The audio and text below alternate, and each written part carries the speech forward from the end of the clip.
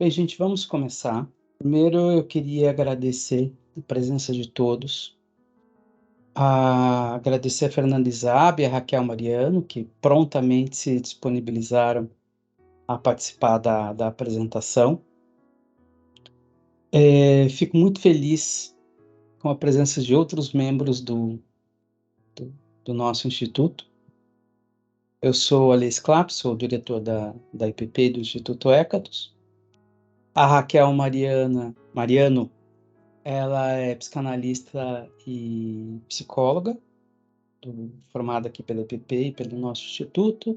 A Fernanda Izaba é psicanalista e médica, também formada aqui pela EPP e pertencente ao nosso instituto. O objetivo dessa apresentação é falar um pouco sobre a formação do psicanalista e tentar passar para vocês alguns critérios, pelo menos para nós, são importantes quando a gente fala sobre a formação do analista. A gente vai passar desde a conceituação do que é psicanálise até algumas questões éticas que envolvem a questão da formação. Bom, o que nós entendemos como psicanálise?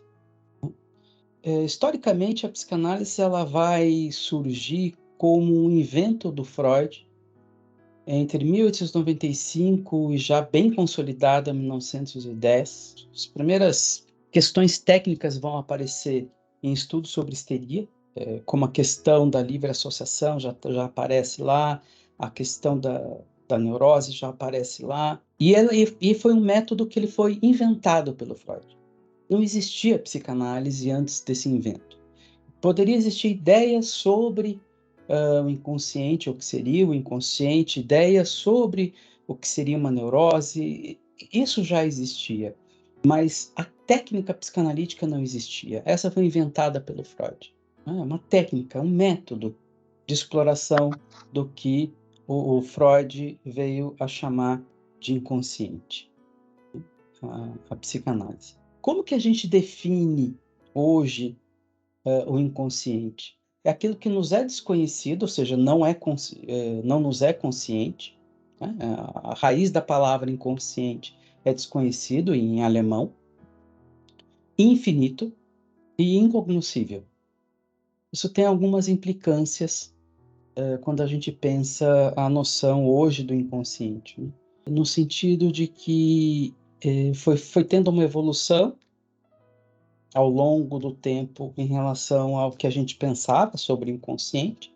O inconsciente para Freud, inicialmente, eram ideias reprimidas, depois isso foi crescendo e foi englobando aquilo que na segunda tópica ele chamou de uma parte do ego inconsciente, uma parte do id totalmente inconsciente, o superego inconsciente.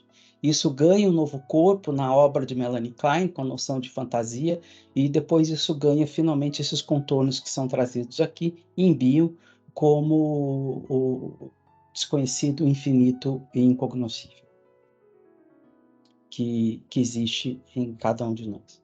Porque essa noção do que seria desconhecido, infinito e incognoscível poderia ser aplicado à biologia, poderia ser aplicado à física, poderia ser aplicado a qualquer ramo do conhecimento. Então, quando o Bion faz essa proposta, ele delimita qual é o objeto da psicanálise. São as experiências emocionais. Ou seja, como eu vivencio aquilo que me move. Então, a psicanálise é um método de exploração daquilo que me move e eu não estou consciente. E como, principalmente essa palavra, como eu vivencio isto. Assim que nós entendemos a psicanálise e o seu objeto, né? A psicanálise ela precisa ser epistemologicamente coerente e consistente. Coerente no sentido de que os seus conceitos precisam estar, né, não ser contraditórios entre si, e consistente porque ela precisa ser um método que, como a gente vai ver um pouquinho mais para frente na questão da formação, exista uma consistência entre aquilo que é proposto e aquilo que é aplicado, né? E aquilo que é proposto e aquilo que é aplicado seja consistente ao longo do tempo. São esses 4 pilares que nós entendemos aqui que seja e como a gente trabalha com a psicanálise. Grosso modo, né, é uma pergunta geralmente muito comum, qual que é a diferença entre um psicanalista, um psicólogo e um psiquiatra? Muito a grosso modo, no que tange a apresentação de hoje, o psicanalista, ele utiliza um método próprio, chamado método psicanalítico, para explorar o inconsciente, que foi o que a gente colocou. Grosso modo, a psicologia vai explorar o comportamento humano e sua parte consciente. E muito grosso modo, o médico é que cuida do cérebro, né? É que ele vai cuidar do corpo, é o que vai cuidar do físico. Então são 3 áreas bem distintas, né, de aproximação em relação a essa diferença entre psicanalista, psicólogo e psiquiatra. Eu fiz questão de convidar a Raquel e a Fernanda, porque a Raquel, ela teve uma trajetória na instituição que ela sempre atuou como psicóloga, certo, Raquel? E aí, quando foi mudar a chavinha para a psicanálise, ela percebeu a diferença que, nela mesma, que não é o mesmo approach, não é a mesma coisa. Você queria falar um pouquinho sobre isso, Raquel, dessa trajetória? É verdade, Elê. É uma diferença, né, na atuação. A psicologia, ela geralmente, ela acaba trabalhando com a queixa que o paciente traz, né? E através disso, a gente tenta investigar a história do paciente, a dinâmica familiar, o contexto social, e vai montando um quebra-cabeça do que essa queixa tem a ver com tudo, com todo esse contexto. Enquanto na psicanálise, né, a gente aprendeu a trabalhar com o quê? Com as experiências emocionais. E a partir das experiências emocionais, chegar ao inconsciente. Então, para mim, foi muito difícil todo esse trajeto, porque eu estava habituada a trabalhar durante 20 anos de uma forma. De repente, eu tenho que desconstruir tudo que eu já tinha aprendido para construir algo novo. Mas eu digo que a psicanálise me mordeu porque eu terminei a formação e hoje faço parte aqui, né, do instituto. Então, acho que existe diferenças na forma de abordagem, sim. Agora, a gente falar o que é melhor e o que não é melhor, porque assim, depende muito, porque tem pacientes que a gente vê que se encaixam melhor na psicoterapia e tem pacientes que se encaixam perfeitamente na análise. Fernanda, ela é médica, também teve tinha não, e tem questões, né, relacionadas a essa diferença. Você queria falar um pouquinho sobre isso, Fernanda? Eu acho que quando você fez a proposta, Lei, surgiu essa ideia, né, de discriminar de alguma forma ou delimitar uma área que diferenciasse a psicologia, a psiquiatria e a psicanálise. O que me ocorreu, num primeiro momento, pensando a minha experiência, que também tem por volta de 20 anos de atuação na medicina, eu não sou psiquiatra, eu sou ginecologista e obstetra, mas eu acho que tem alguma coisa em comum entre todas as áreas da medicina, que é abordar, tratar a partir de um diagnóstico.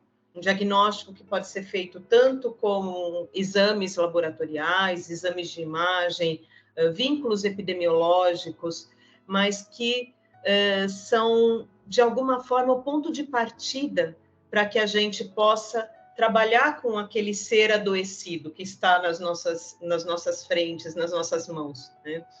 E a implicância desse diagnóstico, ao meu ver, é que existe algo que é estabelecido como normal e um desvio disso que é o normal. Eu acho que esse hábito de buscar um normal e de buscar um desvio e um tratamento para que esse desvio seja corrigido de alguma forma, para que um tumor seja extirpado, para que uma doença receba uma medicação e, a partir dela, um tratamento que cesse esse sofrimento, talvez tenha me criado uma forma de enxergar a vida e mudar para a psicanálise. Eu acho que, num primeiro momento, foi muito natural, porque, na minha prática, eu percebia que, mesmo através dessa possibilidade de um diagnóstico, de uma medicação e de um tratamento, coisas ali ficavam em suspenso, né? Pessoas,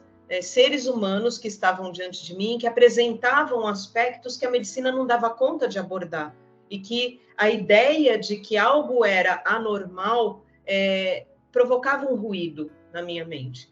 E expectativas de mães, de futuras mães, de mães que não se tornaram mães de fato, de pessoas que traziam uma doença e que buscavam, de alguma forma, um espaço para que coisas que elas sentiam pudessem estar presentes, né? E que a gente não encontrava muito isso na prática médica.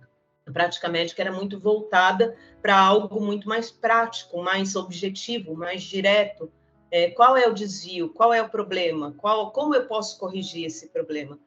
E a psicanálise, principalmente essa psicanálise que a gente se dedica hoje, né, ela traz essa sensibilidade, talvez, de percebermos que são características que estão presentes em todos nós e que elas talvez estejam solicitando um espaço em que elas possam existir, possam ser pensadas e possam ser compartilhadas e traduzidas para nós mesmos, né? Hoje eu tenho a impressão de que frequentemente o paciente nos procura enquanto psicanalistas com demandas que não são claras nem para ele, né? E que talvez faça parte desse nosso trabalho, desse nosso ofício, encontrar uma forma para que essas demandas possam, de alguma forma, ser esclarecidas, que a gente possa auxiliar o paciente a se observar, auxiliar o ser humano que está na nossa frente a se observar, a perceber como ele funciona,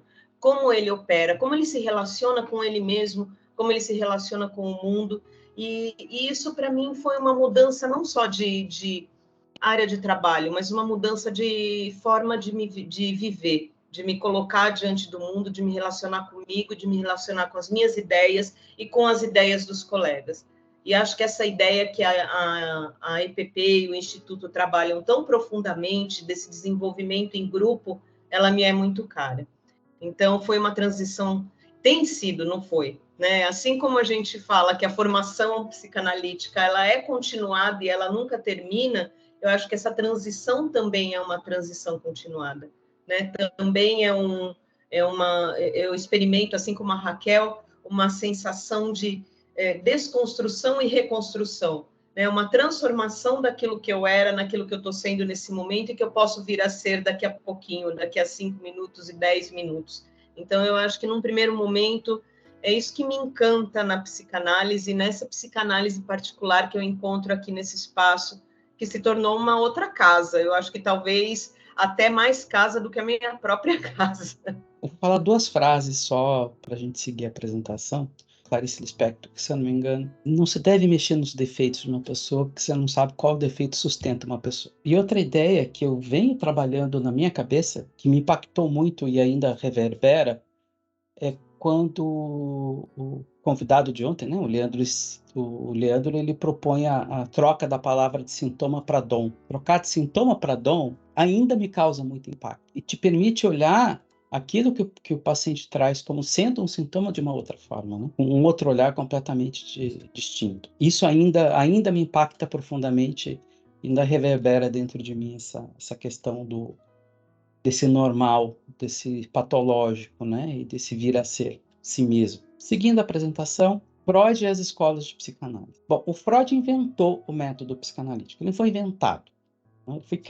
Ele não foi descoberto, ele foi inventado. Né? A gente consegue perceber nitidamente como que ele vai construindo essa invenção ao longo da obra, né? A livre associação, o divã. Eu lembro até hoje o próprio Freud dizendo que a paciente diz para ele: só pode ficar um pouco mais quieto, me deixar falar? Disto nasce a livre associação. Foi sendo lapidado ao longo da psicanálise um método.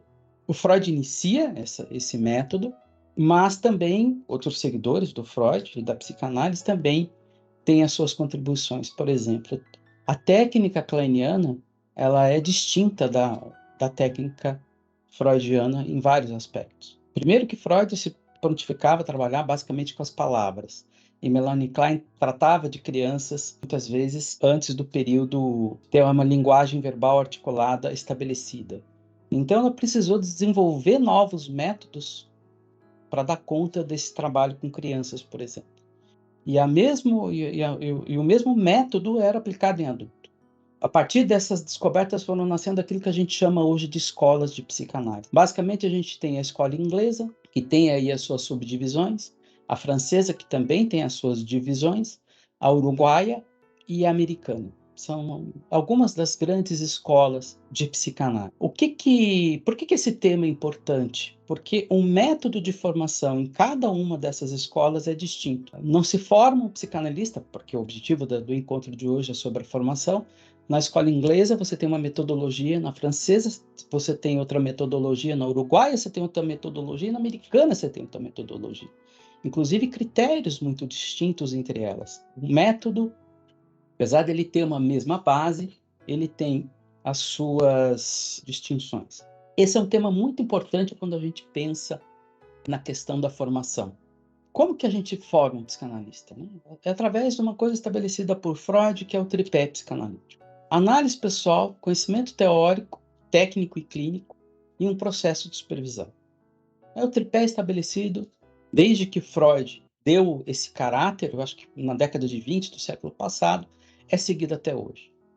Mas voltando ao tema anterior, os conhecimentos teóricos da escola francesa são uns, os conhecimentos teóricos da escola inglesa são outros. Cada escola tem a sua especificidade. O processo de supervisão em cada uma dessas escolas é distinto.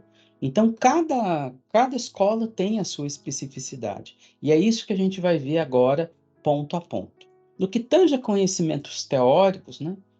Quais os critérios que a gente precisa se perguntar quando pensa numa formação? Que autores são estudados? Tem alguma coerência entre a escola que está sendo estudada e o autor estudado?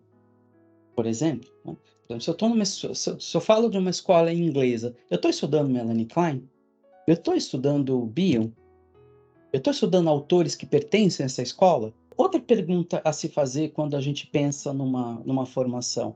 Eu vou estudar comentador, ou seja, quem fala sobre a Klein, ou vou estudar a própria Klein? Ou vou estudar uma apostila sobre Klein? O que eu vou estudar? Do que se compõe esse conhecimento teórico? Qual que é o projeto pedagógico que está se propondo? É apostila? Tem aula? Tem seminário? É EAD, ou seja, aula gravada?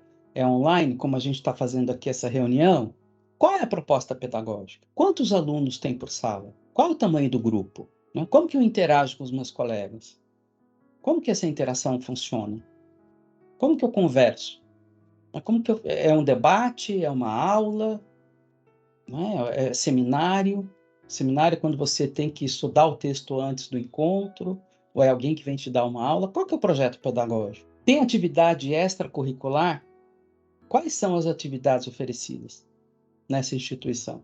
Estão inclusas na mensalidade? Não estão inclusas na mensalidade? Então, esses são alguns critérios que a gente precisa ter em mente quando pensar, bom, como que essa instituição trabalha o eixo teórico? No que tange a análise pessoal, e aqui eu queria deixar bem claro uma questão.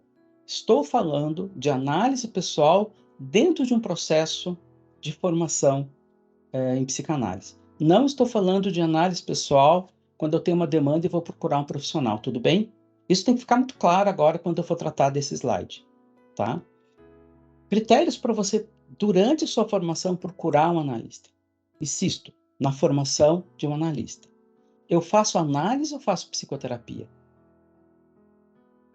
Se eu estou fazendo uma formação em psicanálise que propõe um tripé psicanalista, isto que eu estou fazendo, ou que eu me proponho a fazer, ou que eu estou procurando fazer, é uma análise ou uma psicoterapia? Porque são coisas distintas. Não é a mesma coisa. Né? Ou seja, eu não posso fazer uma psicoterapia dentro de uma proposta de formação. Não faz sentido. Ou seja, eu preciso procurar um analista para fazer uma formação. Este é um ponto. Bom, onde ele se formou? Onde um analista se formou? Ele é vinculado a algum instituto ou sociedade? Esse é um outro ponto importante a ser perguntado, a ser questionado. Hoje, terrivelmente, qualquer um sai por aí dizendo que é um psicanalista.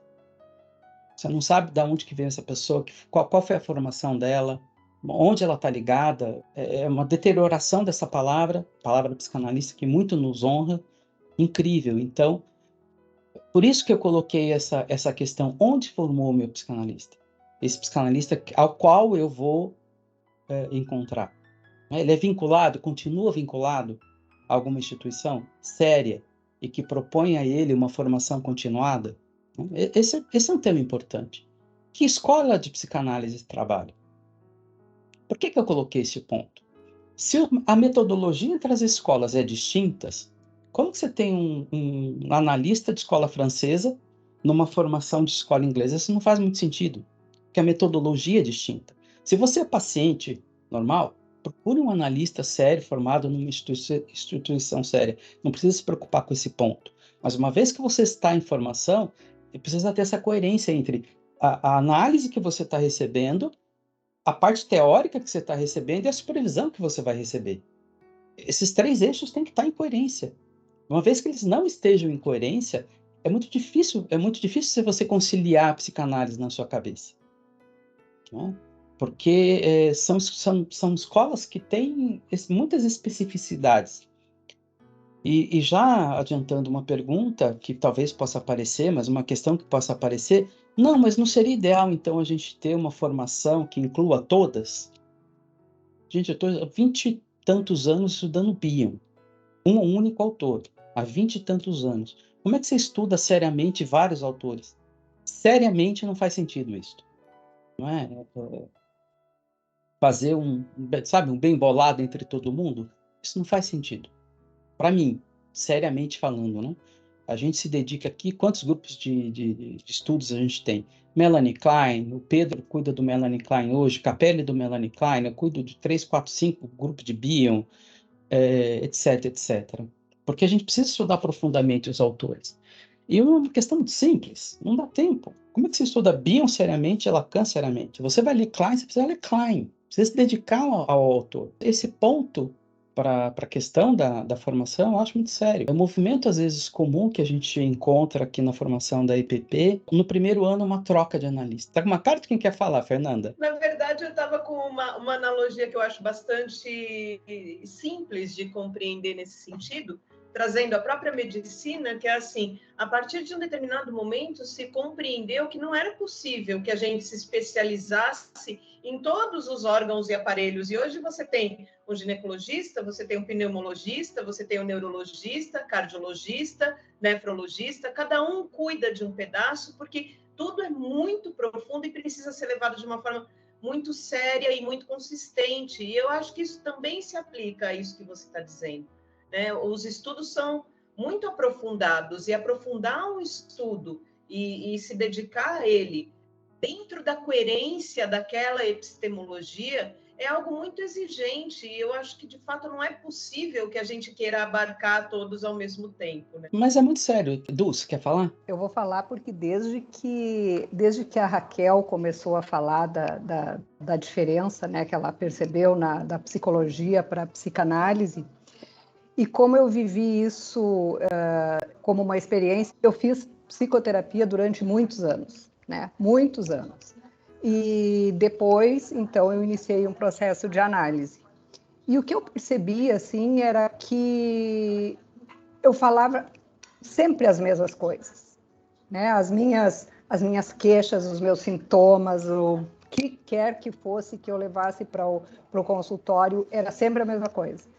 E para mim era assim, era como correr atrás do próprio rabo, assim, eu não via uma saída. E depois, quando eu comecei a minha formação, e aí vem a segunda parte, que é com o que tu falaste agora, Lê. Comecei a estudar na EPP, e a gente começou a ler Bion e a estudar Bion, e eu percebi uma diferença muito grande, e para mim fez sentido quando eu comecei a atender, né? Isso ficou mais forte, muito mais forte, e aí eu percebi assim que o que eu sentia necessidade era assim, o que é que eu posso fazer, o que é que eu vou fazer, que destino que eu vou dar para essas coisas que eu estou trazendo, para essas minhas queixas, né, para poder sair desse círculo vicioso. Fez com que eu fizesse isso que tu acabou de falar, assim, eu tive que trocar de profissional para ter uma coerência com aquilo que eu estou recebendo e aquilo que eu estou oferecendo para o meu paciente. E aí terminou a formação e, surpreendentemente, eu terminei a formação apaixonada pelo BIM, né? E não quero nunca deixar de estudar, e que bom que um pé do tripé é justamente esse estudo continuado, porque assim, eu descobri que é maravilhoso aprender, estudar e poder fazer essa troca tanto no consultório com o meu analista, quanto no consultório com o meu analisando. Era isso. Obrigado, Dulce. Muito obrigado. Isso é uma questão que muitas vezes não é colocada, ou é colocada de forma obrigatória, tem uma outra palavra para isso, mas não é nesse sentido, é num sentido de coerência mesmo, né? Você precisa ter coerência na sua formação, no seu tripé. Porque se um desses tripé, ele cai, né? E você fica muito desconfortável. Seguindo um pouquinho, no processo de supervisão também, alguns critérios que devem ser levados em consideração, na nossa opinião, acerca do critério, né? Que atividade que compõe o processo de supervisão? Como é que ele é composto? Como é que ele é feito? É pago separadamente ou está na mensalidade? Também é uma pergunta importante quando você vai procurar uma formação. Como já foi falado, existe coerência entre análise pessoal, conhecimento teórico e o processo de supervisão? Qual é a carga horária ao vivo desse processo de supervisão? A instituição fornece esse processo ou não fornece esse processo? Isso está dentro da organização ou está fora da organização? Esses critérios são extremamente importantes quando a gente vai analisar algumas formações oferecidas, né? Eles te falam assim, busquem um supervisor. Como assim busquem um supervisor? Eu quero crer, por exemplo, que um supervisor sério vai se perguntar, bom, quem é essa pessoa que está chegando aqui e pedindo supervisão? Não tem supervisão na instituição da onde ela vem? Não existe isso onde ela vem? Ela está me procurando fora. É algo a ser muito levado em consideração, né? Se o processo de supervisão faz parte de um processo geral que sustente o tripé psicanalítico, que tenha coerência com ele. Esse é um detalhe, sim, extremamente importante, né? Não basta dizer busque um supervisor. Da mesma forma como hoje a palavra psicanalista está muito desgastada, não sei como é que está também essa questão da supervisão, né? Existem instituições que simplesmente proíbem os seus membros de darem supervisões a pessoas externas. Ou seja, a gente tem isso é muito criterioso, essa questão da supervisão. Outra questão que a gente precisa pensar, após a formação, né? Quando eu vou procurar uma instituição, ela tem uma formação continuada? Se você imaginar que em 3 anos acabou, encerrou e você já sabe tudo sobre tudo, isso não existe. A gente está em constante aprendizado. E essa instituição te fornece isso, te permite isso. Essa instituição possui um instituto, uma sociedade atuante, onde quem já está formado possa continuar se desenvolvendo? Que atividades são oferecidas? Isso é um critério quando vocês forem procurar uma instituição. É uma instituição viva ou ela só fornece formação e não tem mais nada lá? Para vocês saberem o que eu estou chamando de uma instituição viva, o Pedro, que estava por aqui, ele chegou em janeiro e falou, eu gostaria de cuidar de um grupo de pós-kleinianos. Tudo bem. Começou. A Fernanda Isaba levantou a mão e falou, eu gostaria de cuidar de um grupo que cuidasse da obra de Dario Sor. Vai ter um grupo sobre a obra de Dario Sor, ou seja, é vivo. As pessoas que estão dentro dela querem fazer coisas, se propõem a fazer grupos, vão lá e fazem os grupos, e assim a instituição acontece. É uma instituição viva. Isso que eu chamo de uma instituição viva, né? Que possui membros, que os mesmos são ativos, que eles vão nas reuniões, propõem novas atividades. É algo também a ser levado em consideração quando a gente pensa numa instituição psicanalítica, né? O que ela oferece? Como que os membros participam depois dela? Como que se dá esse engajamento do membro formado dentro da instituição? Olha, eu acho interessante a gente falar disso, porque desde o início é muito importante a gente colocar que não existe psicanalista sozinho, sabe? Não existe psicanalista que é ilha. Não existe psicanalista que fala, eu sozinho me basto, eu não preciso de ninguém. Desde os primeiros grupos de psicanálise, Freud sentava com seus discípulos e eles discutiam, não era uma passagem de informação de um mestre para aluno, ainda que a gente saiba que Freud tinha muito um discurso messiânico de mestre, mas eles debatiam a obra. Não era e isso fala também da formação. Se o início já existiam debates, tanto que eu estou com um livro aqui, da Lou Andrea Salomé, que eu gosto muito de apresentar esse livro. Era uma psicanalista que estudou com Freud, fez análise com Freud e escreve um livro debatendo com o Freud a ideia de narcisismo. Ela debate com Freud, fala assim, eu não concordo com isso que você falou. Então, essa ideia, o psicanalista sozinho tem alguma coisa estranha acontecendo. Porque é com os diferentes que a gente cresce, é com uma visão diferente, é com alguém que pensa diferente, que pode dar uma nova versão, uma nova opinião, que a gente pode ter o crescimento pessoal, porque tudo que a gente faz, eu gosto muito dessa fala que eu ouvi na instituição, né? Tudo que a gente faz é pensando no paciente. Tudo que a gente faz é pensando no paciente de amanhã. Como que eu posso atender o meu paciente melhor? E se eu não crio, como que um psicanalista não cria vínculos? Como que ele não está pronto a criar vínculos com outras pessoas, pensar, ouvir formas diferentes de atuar? Então, isso é muito importante na formação. E até mesmo para ele aprender a falar. Como ele pensa.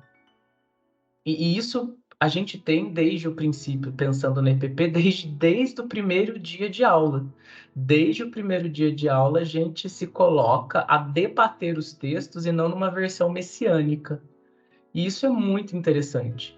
Estimular que não existe uma verdade sobre a psicanálise, existe a verdade, existe o conhecimento psicanalítico e como se constrói o conhecimento psicanalítico. E é construído junto. Eu bato muito nessa tecla, é construído junto.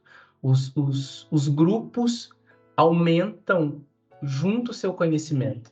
O ofício, ele já é solitário, porque é só você e o paciente. Como que depois você fica sozinho? É muita solidão. Psicanalistas andam em bando. E uma coisa que para mim na IPP é fantástica, né? E vou pegar como exemplo a proposta da Fernanda Zaba. Eu gostaria muito de estudar essa obra. Eu acho que me seria útil estudar essa obra. E a gente aprende na IPP que estudar sozinho é chato. Gostoso é estudar em grupo. Então, se você quer estudar uma obra, monta um grupo. E tenha 3, 4, 5 pessoas nesse grupo. Uma obra discutindo e debatendo. Você tem opiniões que você jamais pensaria que teria sobre a obra. E aqui a gente fala isso desde Clarice Lispector até Bion, né? Ou seja, qualquer coisa é muito mais gostoso estudar em grupo do que estudar sozinho. O grupo faz a gente crescer. E a gente cresce com o grupo cresce com a gente. Fernanda. Eu concordo muito com tudo isso que vocês estão dizendo, e eu acho que resgatando um pouco do que o Pedro falou, e pensando na própria, no inconsciente bioniano, como infinito, e do qual eu tento me aproximar. E se eu penso que eu tento me aproximar de alguma coisa infinita, quanto eu posso acreditar a minha própria e única capacidade, né, a capacidade de olhar de pontos diversos para alguma coisa que é inacessível e que é infinita, né? Então, o quanto é necessário em termos de humildade e generosidade para que a gente possa estar aberto a pontos de vista diversos daqueles que a gente tem num primeiro momento, para que a gente possa se aproximar de alguma coisa que é tão grande, né? E que está ali entre nós de uma forma solitária, no nosso setting analítico, no nosso ofício, mas que a gente pode sempre se colocar a pensar e a ouvir pontos de vista que a gente não foi capaz de atingir, de enxergar e de observar nesse nosso momento de trabalho. E pensando naquele paciente que nós vamos atender amanhã e naquele que a gente atendeu ontem, né, o quanto é valioso e importante essa possibilidade de ter outras mentes também dispostas a nos ajudar a pensar, a desenvolver a possibilidade de mudar o ângulo de observação, né? Eu acho que é algo que, desde o primeiro momento na EPP, se tornou muito nítido. Antes de fazer a formação da escola, eu fiz uma outra formação em psicanálise, que eu nem comento qual foi a instituição, mas que me foi oferecido um material, um curso de 6 meses, e um material de Freud, para que eu lesse sozinha, e a partir dali fizesse uma prova e receberia um diploma de psicanalista e poderia praticar a psicanálise. E o quanto essa ideia me soou absurda, e eu não cheguei a fazer essa prova e não cheguei a concluir o curso. Né? Fico feliz de ter procurado outras instituições e ter me deparado com a escola que oferece essa possibilidade da gente estar sempre construindo, sempre debatendo, sempre discutindo, e quantas vezes a gente diverge, né? E o quanto isso é uma possibilidade de ampliar, inclusive, essa capacidade da gente poder ser generoso no que a gente coloca as nossas ideias e recebe as ideias do colega. Tem um aspecto também do que o Pedro trouxe, do caráter messiânico, que não é uma característica nossa, que a gente respeita profundamente cada profissional como ele é, na seriedade como ele é. Nós temos plena, assim, a Fernanda é uma analista diferente da Raquel, que é diferente do Pedro, que é diferente da Dulce. Cada um é único, e é justamente nessa singularidade que permite o crescimento do grupo. Porque se tudo fosse igual, não teria crescimento. A gente estaria fazendo uma outra tarefa, uma outra coisa, seria mais sacerdotal. Usando a palavra messiânica, seria mais sacerdotal do que uma proposta psicanalítica, inclusive, que o analista possa livremente construir o seu pensar. E ainda assim fazer parte de um grupo, fazer parte, a gente se reconhecer como colegas. E sabendo que somos diferentes. Todos somos diferentes. E está tudo bem. E é justamente aí que tem esse crescimento. Mas temos uma base em comum. E dentro dessa base comum somos diferentes. Richard. Falando de estudar em grupo, acho que a gente está vivenciando, né, com Pedro. A gente está em Fundamentação Técnica 1 e é incrível, não é? Ele coloca um incentivo à música, curtometragem, e a gente não faz o enunciado, o vértice, não, a experiência emocional, e cada colega vai colocando, não é? E isso enriquece, não é? Nossa, não é incrível, não é? Como um incentivo pode fazer que as outras pessoas também possam colocar, não, aquele que eles estão pensando. Então, acho que o que está falando Ale é coerente. Não é coerente porque desde os primeiros anos a gente vai sendo treinado nesse percurso, não é? A verdade é que estou gostando. Eu tinha várias possibilidades. O Brasil tem muitas escolas, não é? Eu tinha até 4. Eu digo, vou ter que apostar por um, não é?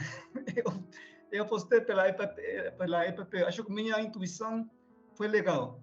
Então, eu estou há quase um ano e estou muito feliz.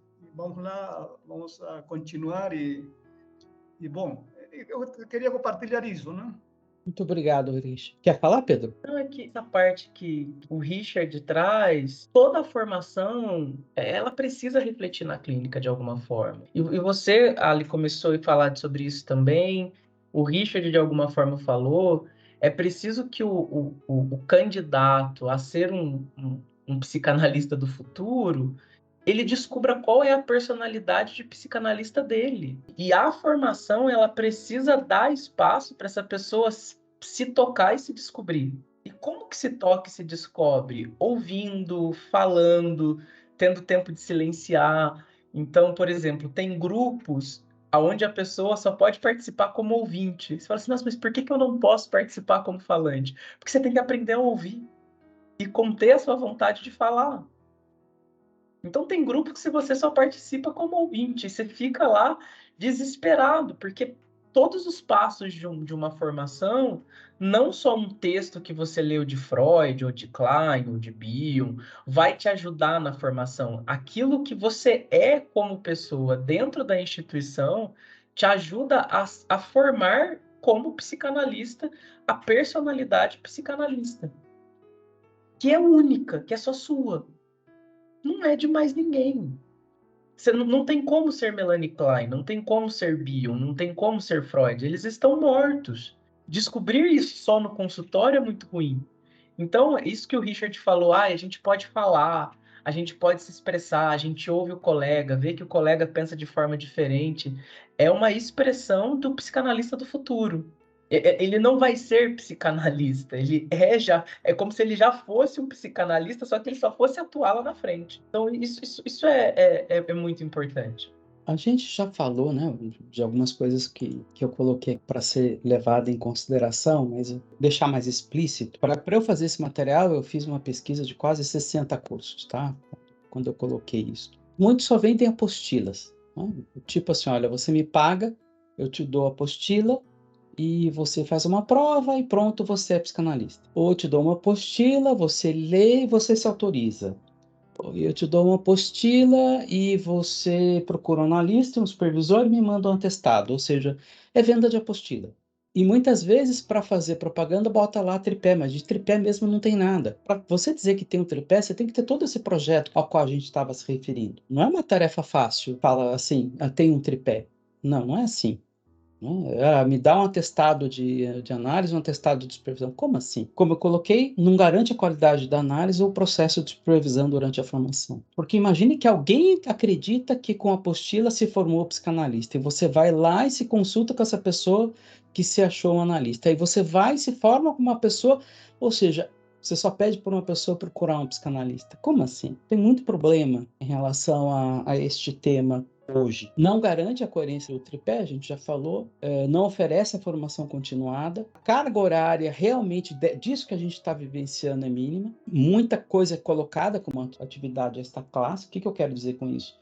Você vai ver aí curso dizendo que tem 3.000 horas de formação. Mas espera aí, mas com o meu colega, num grupo eu tenho quantas horas? Você tem 10.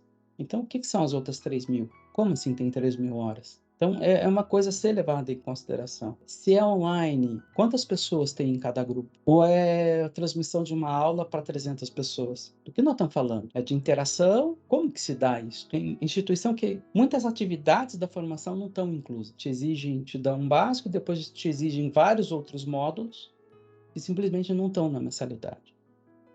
A gente aqui cuida para que tudo aquilo que for da alçada da instituição esteja contemplado no valor da mensalidade, para que o profissional possa sair bem formado. Tudo aquilo que a gente considera essencial para o profissional sair bem formado está no preço da mensalidade. Nada está fora, exceto a análise pessoal, que isso é uma questão, como o próprio nome diz, pessoal. Mas grupos extraclasses, grupos de processo de supervisão, parte teórica, tudo está incluso. Porque já para você garantir que na ponta isso não seja um problema, que aquela mensalidade ele sai um bom profissional. Uma outra coisa que a gente colocou para pensar são questões éticas envolvidas na formação. O psicanalista ele trabalha com o emocional de um ser humano que, quando ele nos procura, ele é comumente chamado de paciente. E ele está fragilizado nessa hora. O paciente não procura a gente porque está soltando o rojão feliz e contente. É raríssimo esse paciente. E só ele, o psicanalista, é responsável, final, pelo serviço prestado para esta pessoa. O que a gente diz aqui muito é o seguinte: olha, tudo que a gente faz para o paciente. A gente prepara você para o paciente. Porque no final, você é o responsável pelo paciente. Não é a instituição, não é a carteirinha, não é nanana. É você que está lá com o paciente. É você e ele. Você é o responsável pelo seu paciente, única e exclusivamente você. Por que a gente insiste muito nisso, né? Para que quando vocês forem procurar uma instituição para fazer a formação de vocês, faz parte também da tarefa e já inicial de vocês escolher essa instituição. Porque quando você escolhe uma instituição, você está escolhendo, bom, o que eu estou pensando para o meu paciente? Que tipo de serviço eu quero oferecer para o meu paciente? Ou seja, se eu escolho um local que me dá a apostila, eu faço uma prova, eu vou lá atender, eu sou responsável por estar atendendo um paciente com base em apostila. Eu sou responsável. Não é ninguém. Sou eu. Porque sou eu que estou lá em frente a ele. Então, isso é uma questão para mim muito séria hoje em dia. E, aliás, foi por isso que a instituição resolveu fazer esse tipo de encontro, e a gente vai fazer regularmente. Na minha opinião, começou a se ter uma perversão em relação ao tema da psicanálise, ao tema do psicanalista, e uma falta de responsabilidade com o paciente incrível. Para mim, é muito grave, como profissional, como diretor de uma instituição. Então, isso é uma questão ética que está envolvida na formação, né? Bom, como que funciona a nossa formação? Ela se dá em 3 anos, com carga horária de 905 horas, sendo 240 horas de grupo de estudo em sala, 400 horas de atividade extra classe, e quem estuda na escola sabe que usa muito mais que isso. Isso aí, mas é tudo isso? Não, muito mais que isso. E 265 horas de processo de supervisão. Isso é obrigatório. Se você tiver disponibilidade, a gente tem atividade o dia inteiro nessa instituição. Na verdade, 505 horas é o mínimo que a gente pede na formação. 505 horas em videoconferência, em grupos pequenos, em grupos de 6 a 10 pessoas. E se você tiver disponibilidade, isso pode ser praticamente dobrado durante a formação da análise pessoal. A ementa, a gente tem a parte de seminário, de teoria e técnica, a gente tem a parte de atividade suplementar, a gente tem o processo de supervisão. Esse é o calendário da nossa formação, do primeiro, segundo e terceiro ano. Elas são superpostas, ou seja, no terceiro ano ela vai crescendo o volume que você precisa de horas. Inicialmente, no primeiro semestre, é um encontro por semana, depois ele vai aumentando gradativamente. Todas as atividades que tem na instituição, ou seja, uma pessoa formada praticamente pode participar de tudo que está aqui. E é isso. Gente, muito obrigado pelo dia de hoje. Obrigado, Fernanda. Obrigado, Raquel. Obrigado a todos os outros membros do Instituto que estiveram presentes. Isso só reforça o nosso compromisso de estarmos juntos, né, nessa empreitada chamada psicanálise. Se gostaram, por favor, venham fazer formação com a gente. Vai ser um prazer recebê-los. Vai ser um prazer tê-los juntos conosco na instituição. Muito obrigado. Obrigado, Pedro. Obrigado, Dulce, Lilian, todos. Até a próxima. Obrigado.